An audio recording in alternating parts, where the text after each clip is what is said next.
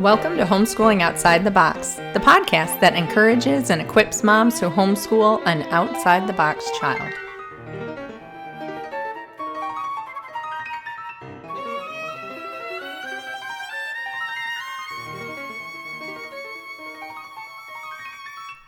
Hey there, I'm Cindy Renna. Thanks so much for joining me. We are going to pick back up with our Homeschool Rhythm series. If you are just tuning in to this series, you can go back and check out the previous episodes. They're somewhere in the 50s. I know 56 was the last one that I did on this topic, but we have already covered things like morning time and narration. We talked about how to get ready for the day. And the last one we did was group work. So go ahead and listen to those. We're moving through an average homeschool day, and so this will give you some ideas on how you can structure your day. Okay, so this is the portion that I call individual work. So we covered group work, the topics that you can do together as a group, and now we're going to talk about topics or subjects that are, in my humble opinion, better taught individually or on a one-on-one basis. So this looks different depending on how old your kids are. When they're little, their work is little. They don't have a whole lot. They're learning to read. They're learning the basics of arithmetic. You might have, some handwriting in there. You might have, a little devotional that you read to them in the morning. But it's very simplistic. Of course, as they grow and mature, that list is going to get much longer. The whole idea of homeschool is to really work ourselves out of a job by the time they are in high school. So what I ideally would like to see is my high schoolers taking a lot of control of their own education with my guidance and boundaries, of course, so I set it up, but they really are learning time management. They're learning how to self-educate. Because as Charlotte Mason said, there is no education but self-education. So that's what we're wanting to put the ball in their court. And so this approach to individual work it gives them a lot of freedom to do that. So we've really loved doing school this way. Okay, now side note, if for my moms who are doing the Sunrise program or brain training or any type of in-home therapy, that is part of individual work too. So a lot of what I'm going to say today, I have to give a nod to the Sunrise program because a lot of it in terms of the structure, how we structure our day, this whole idea of being one-on-one with a child and figuring out what their individual needs are, that came from our time in the Sunrise program. If you have no idea what the Sunrise program is and you have a child on the autism spectrum or with ADHD or, who has a lot of social emotional challenges right now, you need to go back and listen to some of those episodes. I've done quite a few, and I've interviewed some of the wonderful people at the Autism Treatment Center of America. So you can check those out. But it just provided a place and time in our day for me to do that and to kind of meet everyone's needs. As that's not really possible to do, but it helped me to be more intentional with looking at each of my 4 children and saying, okay, what do you need? What is the skill that I need to help you work through right now? And so that, of course, is different for every child. And so for some of my kids, it was, okay, we really got to work on reading. So like my son who has dyslexia and ADHD, a lot of his individual goals are centered around reading and spelling and math. Where one of my sons on the autism spectrum, a lot of his goals were focused on therapy. And if we could get some reading and math in there, then we got some reading and math in there. But it was about priorities. And of course, those change from year to year and need to be constantly regularly evaluated and updated. But so that's my little nod to where I don't want to take, all the credit in the world for this. Okay, so let's talk about what types of subjects would fall under this individual work category. So again, if group work subjects are not skill-based, I can read you the history of Julius Caesar, whether you can do arithmetic or algebra, it doesn't really matter. So you can still take in that information. Now, if I'm trying to teach you algebra and we're still in arithmetic, that is because you have not acquired the skills necessary to move up yet. So individual work is all about the child's skill sets and what he is capable of at that time. So, okay, these just to run through, there's kind of 3 categories that fall for our family under this individual work. So the first is language. The second I call STEM L, and then the third is personal development. Okay, so language, that would be things like reading, learning how to read, or when they are older and they've mastered their reading program, that is their free choice. So I provide them with a list. They choose whatever books they want off of it, and then they work through that list. For us, that happens during rest time. Okay, so reading, handwriting, writing, so written narration would fall under here, or if you're doing a formal program like IEW or something, that's what I'm talking about. Grammar, spelling, Latin, and foreign language. Now, this is kind of a tricky one because it depends on what they're doing. If I have a child who really wants to pursue, like I've got one who's really wanting to learn Japanese, he is going to have to cross that bridge on his own. I don't have the desire or time to learn Japanese, but if he wants to do it and he's able to do it, he can totally do it. This can fall under his individual work. Now, as a family, in the morning, we sort of attach this to morning time, we put this with lunchtime. So we just kind of drill through some of our sentences during lunch, or some of our phrases during lunch. We are all doing Italian right now together. And in the past, we've done French. And this is through Talkbox.mom. Wonderful, wonderful program. I highly recommend it. In fact, I'm pretty sure if you go back to the episode I recorded with the fantastic homeschool mom who created this program, there's even a coupon code in there, so you can use that. But okay, so foreign language can kind of be either. All right, and then the next category, STEM L. So that stands for science, technology, engineering, math, and logic. Okay, so science, this again is a twofold thing. In the early years 1 through 6, science is a group subject for us. We just read one book all together as a group. But of course, once you get into 7th, 8th grade, you're in your general science, biology, upper level science courses, those become a skill set.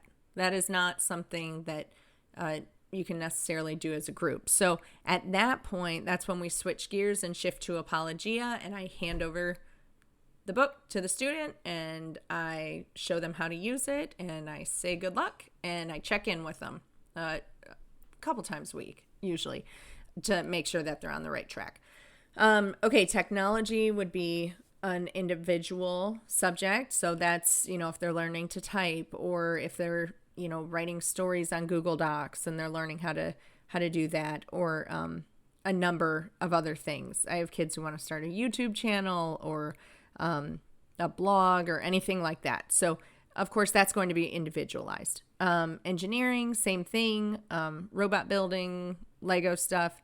Math, this of course is a very skill-based subject. All of mine are in different math levels, so there's no way I could teach math as a group. Okay, and then logic. So we start logic kind of early with pattern blocks and things like that. Simple logic, but in terms of formal logic or informal logic, I can never remember which is which. But the real deal stuff where you're talking about fallacies and things like that, that is an upper level course for us. And again, that's something that the child kind of pursues on his own, and then I check in and help him out with. Okay, and then the third category would be personal development. So spiritual growth, I expect all of mine to have their own devotional books that they're working through in the morning during quiet time. Citizenship, that's something that we do, that I have them do on their own. But this is one that, like, 2 of my boys right now have the same readings this term. So they're actually reading it together in their own time. So even though it's an individual subject, if you happen to be on the same book with one of your siblings, of course, they're welcome to do that together. And then handicrafts or art, any type of skill that they're learning in that way. performing arts, PE or sports.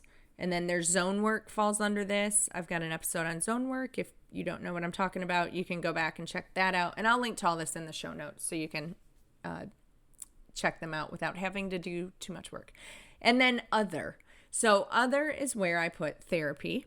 Our homeschool group falls under this. So my teens, attend certain activities that my younger kids don't attend in our homeschool group. And then, like I said, of course, therapy, if you're doing any of that, or if you do any testing, like we're going to take the California Achievement Test at the end of the year.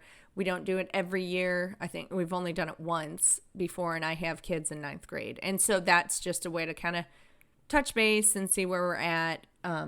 So that would fall under this other category too. So, okay, so those are all, that is a huge spread. So we don't do everything every term with every child. These are just sort of all the options that might fit under there.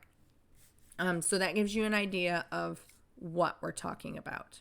Okay, so now I want to talk to you about how we do it, because there's two ways. So with individual work subjects, they either do it one-on-one with me, or they find time in their day to do it on their own. And that's really kind of helping them with time management and figuring out how to educate themselves. All right, so let's talk about the one-on-one time, because the other one is sort of self-explanatory. I gave one example. I'll touch on it real quick, but like spiritual growth, they have their devotional that they read in the morning. The citizenship. So my twins are reading through the first part of Ourselves by Charlotte Mason. And so they tend to do that after their rest time, kind of as a leisure activity. And then same with a lot of those other like handicrafts, performing arts, things like that fall under our leisure hour, which is an episode in I think four episodes from this one. So it doesn't exist yet. Okay, and then performing arts and things like that. Well, if they're in dance, that's whenever dance class is. Or back to citizenship. I have kids too who are in scouts. So that's whenever their scout meeting is. I don't have control over when they do that. Same with sports or PE or Connect, our homeschool group. Whenever those events are scheduled, that's when they go. Zone work happens after we get ready in the morning. And I've talked about that before. And so then really all they're left with is, the language and STEM L. Those are the ones that they're finding a place in their day to plug it in. So let's talk about one-on-one time, because some of that is done during the time where they are one-on-one with me. So, okay, first let me explain to you. I want to try to sell you on this idea of working one-on-one with each child, because I know for busy homeschool moms, this sounds like, okay, there's no way that's going to happen. I've got too much going on, too many kids. I'm not going to be able to work one-on-one. We got to teach as a group. But, okay, I have two reasons why I really want you to consider working this into your day. And it doesn't even have to be a long time. You don't have to spend an hour per kid. I don't. So it's just whatever time you do have, you can divvy it up. All right, so two things. The first is relationships, and the second is respect for the person. So relationships, this is key. So again, this goes back to our time in the Sunrise program and when we were doing therapy one-on-one with our son, and with multiple kids actually. It was all about us having that time to develop uninterrupted, to have uninterrupted bonding and really focus on our relationship. So what I saw though, and this was a really cool thing I didn't expect, is as our school shifted and as the one-on-one time became less about therapy and more about academics and just became a little more, well-rounded. And I could see that we could handle something like this. I read something on Sonia Schaefer wrote something, I think it was a blog post on Simply Charlotte Mason. It's a wonderful, wonderful resource. And I've had the privilege of speaking with Sonia twice on the show. So I'll link to those episodes in the show notes too. But she has a suggestion on her website for a rotation. So you're kind of rotating siblings. So this is how it ends up looking in my home, and it's been a wonderful thing. So it's twofold. You're having your one-on-one time with the child who needs to be working with you, but then let's say you have some littles that really need to be supervised while this is happening. You can't just shut the door and hope that everything works out with the rest of the kids. So then you pair the younger one with one of the older ones. So not only are you focusing on your relationship with the child you're in the room with, but you're providing this atmosphere and this opportunity for your children to bond with their siblings.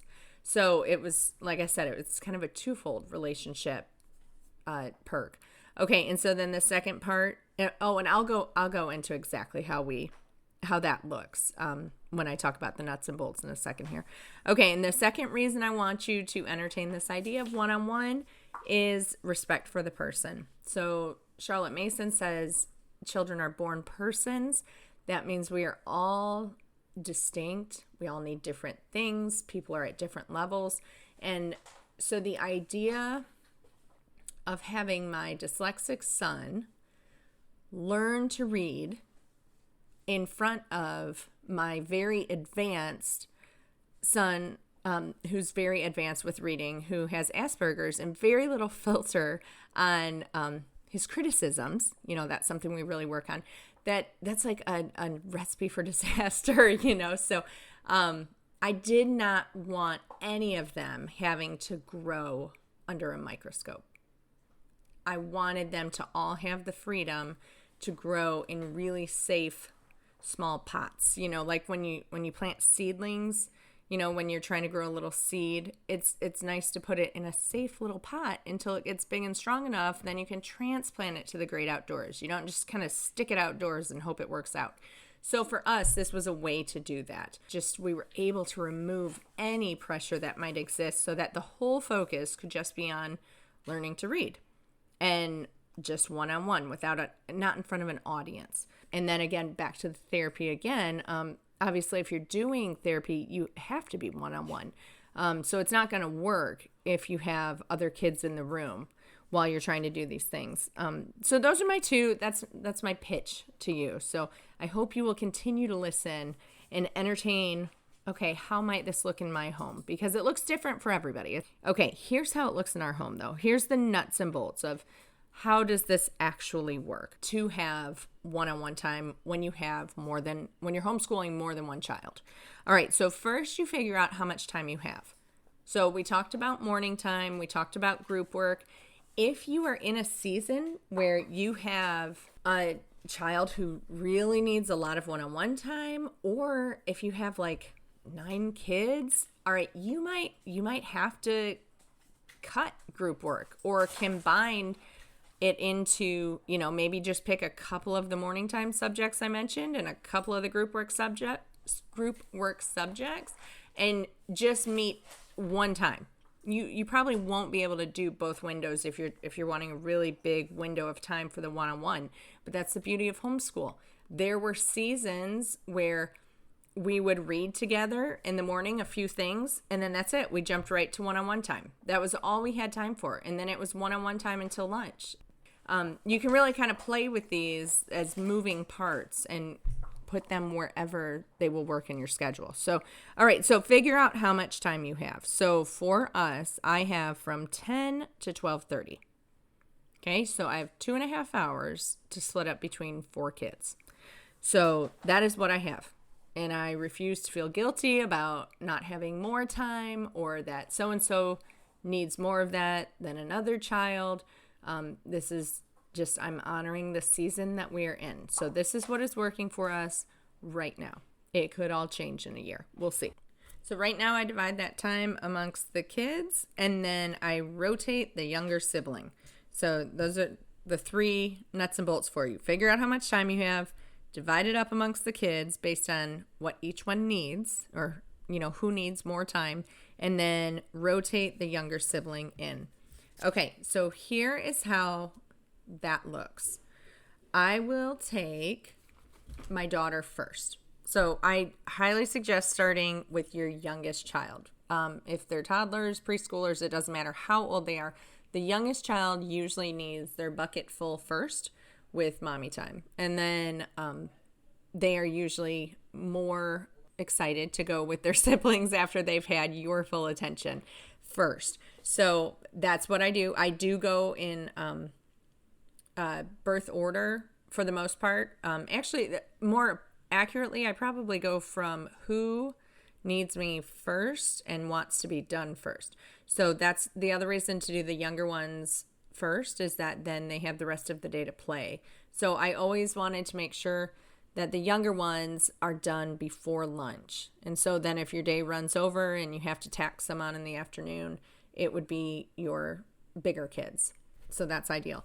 Okay, so for us, we have an almost 8-year-old, a 13-year-old, and 14-and-a-half-year-old twins. So I'm just going to run through the way we do our rotation to give you an idea of what it looks like. But then, of course, you custom fit this to work for your family. All right, so from 10 to 10:30, I have my daughter, Gracie. Okay, while Gracie and I are doing one-on-one time, and specifically what we're doing in there is like 10 minutes of reading, 10 minutes of math, and 10 minutes of a historical biography that we're working on, or science, because those are subjects that, even though they're part of group work, the boys are all doing their own thing now because they're older. So that's where I plug that into her one-on-one work. So while I'm doing that with her, I have 2 boys doing zoology together, and then my other son is working on his individual work, just stuff he can do by himself. So after that, I bring in the next oldest, my younger son, who's 13, and then my daughter goes with one of the twins, and I really work to their strengths here. So I'm never going to ask one of her brothers to do something that he's not already strong in with his sisters. So I would not ask Benjamin to do schoolwork with Gracie. I would, for him, the way that he is best with her is to take her to the park or to read aloud with her. So I play to their strengths. And then again, my other son is continuing his individual work that he can do on his own, or he's free to take a break. It's his time. He's learning how to do time management. All right. And so that my youngest son actually needs me for about 45 minutes. So we do that.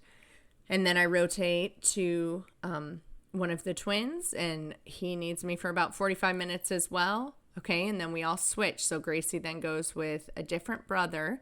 And the little schoolish things that she needs to finish up, like there's usually handwriting or a book that I want her to be reading from, or him to read aloud to her.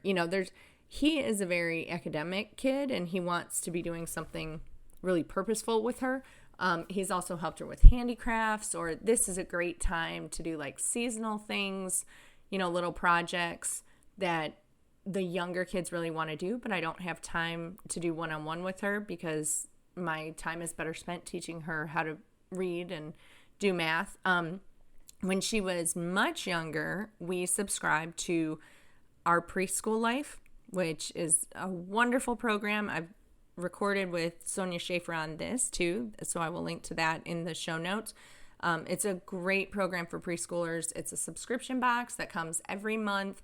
The kids get super excited about it coming, and then there's lots of these activities in there that are really Charlotte Mason focused that they can do together. So oftentimes, this son, Jackson, that I'm talking about, who's more academic, I would have him do some of the activities from that box with my daughter. So that's a kind of a good thing to have. And then by this time, Owen, who is my second son, who came to me second, he's done for the day. We have finished up whatever work he had. If he dawdled and didn't do something that was in his notebook that he's able to do on his own, then he's going to have to spend his time doing that. But if he did that during his free time in the morning when I was working with his siblings, then he's done with his day. So that's kind of a benefit for him if he works hard in the morning. And then last, I take Jackson, and Owen takes Gracie to go play. And then Benjamin is free by this time. So that is what our rotation looks like. Again, it's going to look different for every family. When I set out to do this, I just sort of wrote down what I thought would work, and then I really kind of watched it over the first week, and then you tweak when you need to, or if you find there's a kink, you fix it. So I had to do that with 2 of the boys. I had one with me for 45 minutes and one for 30 minutes, and I realized that it needed to actually be reversed, and I needed more time with the one who was doing 30 minutes. So then you just make adjustments as you go. We do use a timer, like a visual timer, so everybody knows how much time you have on each subject. I go so far as to set the timer for each subject. So going back to my daughter, I set the timer for 10 minutes. And I'm like, okay, we're going to do 10 minutes of reading. And we just work through her lesson. We do as much as we can do for 10 minutes, and then that's it. And then we go to math, and we do math for 10 minutes. And so, of course, that stems from Charlotte Mason's short lessons. Of course, that number gets longer as they get older. And to be honest, my high schooler, who I have 30 minutes with him, we spend the whole time on math. That's the only thing he does with me. And then he still has to finish up whatever he needs to finish up on math. But he gets the whole 30 minutes of my time is spent helping him with that. Or if he runs into another kink in a different subject that he's been doing on his own, he can use that time as well. So as they get older, this looks way more like, like a consulting session or like a tutor session, meeting with your counselor. It's kind of like office hours. So as they get into high school, they can use this time for whatever they want. They get to look forward to knowing, okay, I have 30 minutes uninterrupted. I can ask her about this subject, or talk to her about this or whatever it is. And so that is really working for us right now. So that's how the rotation looks. The last thing I want to touch on is how they know what they have to do. So this is super practical. This is literally how I write down the information and communicate to them what they need to do in terms of their individual work. So Sarah Mackenzie, the great from the Read Aloud Revival, did an episode a long time ago on spiral notebooks. And so, again, I'll link to that in the show notes. That really, really helped us, especially in the younger years. And so I would just divide a line. I would list the subjects that they needed to do and that they could do on their own. And then I would just, on another line, write with mom. So if I knew it was something they were going to need my help, then I would just say with mom. And so then they know they can pick from any of the other subjects and do them whenever they want. For my high schooler, I have transitioned over to a planner for him. So it's still divided up. I fill out the whole thing for the week so he knows what he has to do for the whole week. And then in one part of the planner, I write on your own. And then in another part of the planner, I write with mom. And then another part, I write leisure hour, which again is another teaser for the episode I'm going to do. And then evening is the other category. So that would be like when he has scouts or youth group at church or whatever. Those things go in the evening category. But that has been a wonderful transition for him. And he's able to work ahead if he wants. He knows exactly what is expected of him from the week. And so it's been a really good thing. So then for the younger ones, I'm still doing the spiral notebooks. Otherwise, just know that I plan these probably every term. Sometimes I know for the year what they're doing, but it's really been way better to just plan one term and then see where we're at and then plan the second term. And so then you're not trying to push them beyond what they can handle, or they might move faster than you realize they're going to. So that's been the best way for us to do it. All right, well, that pretty much sums up all of our individual work. So we've made it all the way through all the subjects, essentially.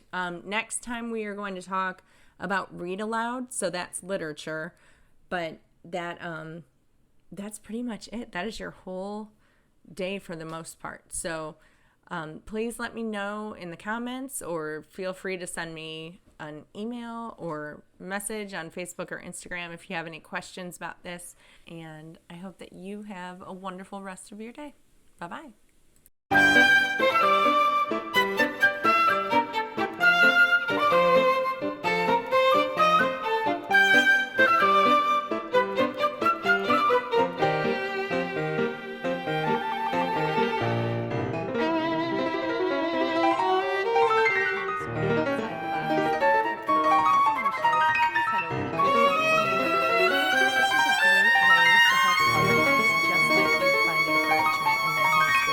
Their outside the box child as well. For more encouragement, be sure to head to cindyrenna.com and you can check out some great blog posts as well as a shop that will help equip you on your homeschooling journey.